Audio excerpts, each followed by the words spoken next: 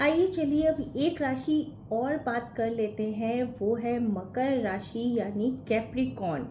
यानी शनि वक्री हो रहे हैं 29 जून को और एक्वेरियस में ही वक्री होंगे वो, और 15 नवंबर तक वक्री रहेंगे।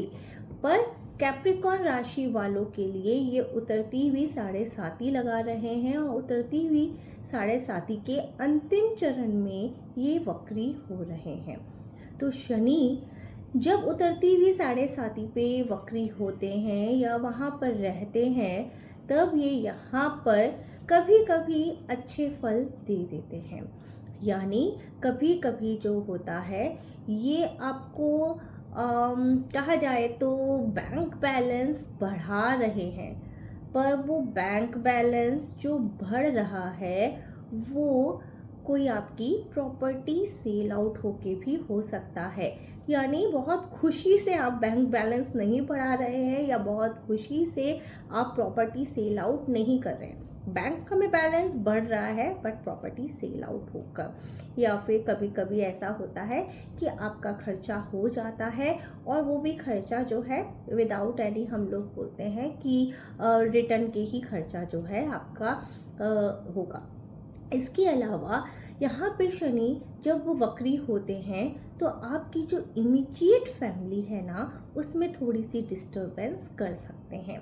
अगर आपकी कुंडली अच्छी है या बाकी जो प्लैनेट जो ट्रांजिट में है अगर आपके अच्छे जा रहे हैं तो स्थिति मैनेज हो जाती है। पर मोस्टली ऐसा देखा जाता है क्योंकि शनि जो है कार्य के कारक है, आपके वर्क के कारक है। तो अगर आप होम बिजनेस में हैं, आपके फैमिली बिजनेस में हैं, तो ये यहाँ पर कभी कभी डिस्टरबेंस लेके आ जाते हैं और मन में ऐसे विचार आते हैं कि हमको अलग होना है।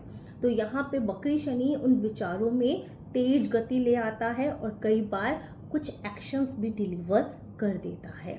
तो अगर इस तरीके से अगर आप नहीं चाहते हैं तो अगेन शनि के उपाय जरूर करने चाहिए। नेक्स्ट जो है ये यहाँ पर अपनी सप्तम दृष्टि से जो है अष्टम भाव को देखते हैं और वक्री होने पे मैंने जैसे बताया प्लैनेट की स्ट्रेंथ बढ़ जाती है।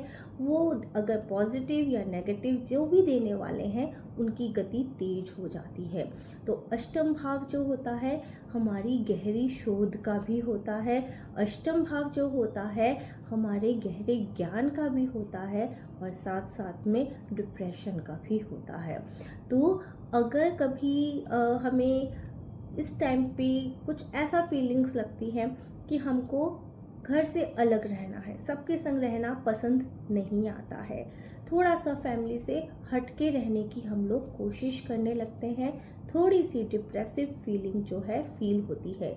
पर यही शनि अगर सिचुएशन में हो और हम मेडिटेशन लाइन में चले जाते हैं यानी मेडिटेशन करने लग जाते हैं तो ये योग हमें गहरे ज्ञान की तरफ भी ले जा सकता है। तो ये एक छोटी सी कहा जाए तो एक रेमेडी ही है कि अगर हमारा यहाँ पे शनि हमको डिप्रेस फीलिंग दे रहा है तो प्लीज़ डू मेडिटेशन, क्योंकि ये मेडिटेशन आपको गहरे ज्ञान की तरफ ले जाएगा और आगे आपके लिए बहुत बेनिफिशियल हो सकता है। तो शनि यहाँ पर इस तरीके से काम हमारे लिए करते हैं और साथ में हमारे वर्क प्लेस में तो डेफिनेटली कुछ ना कुछ होता ही है, तभी डेफिनेटली हमारे खर्चे जो है डिस्टर्ब हो रहे होते हैं। यहाँ पे शनि जब आते हैं तो हमारे लाभ में कटौती कर देते हैं, हमारा जो लाभ है वो होना जो है बंद हो जाता है या लाभ में जो है हमको उतना लाभ नहीं मिल रहा होता है जितना हम एक्सपेक्ट कर रहे होते हैं। तो हम लोग बोलते हैं कि ये टाइम बहुत ज़्यादा मनी इन्वेस्टमेंट के लिए अच्छा नहीं है, तो थोड़ा सा आप लोग स्टेबल पोजीशन में आ जाइए, क्योंकि जो मकर राशि वाले हैं उनकी जो है शनि के 7.5 अंतिम चरण पे है, वो जब उतर जाएगी तब डेफिनेटली आप इन्वेस्टमेंट करिए। कोई बिजनेस एक्सपेंशन करना चाहते हैं तो डेफिनेटली करिए। ये पीरियड अगर आप एक्सपेंशन में लेकर जाएंगे काम को तो डेफिनेटली उतना रिटर्न नहीं देगा। Thank you.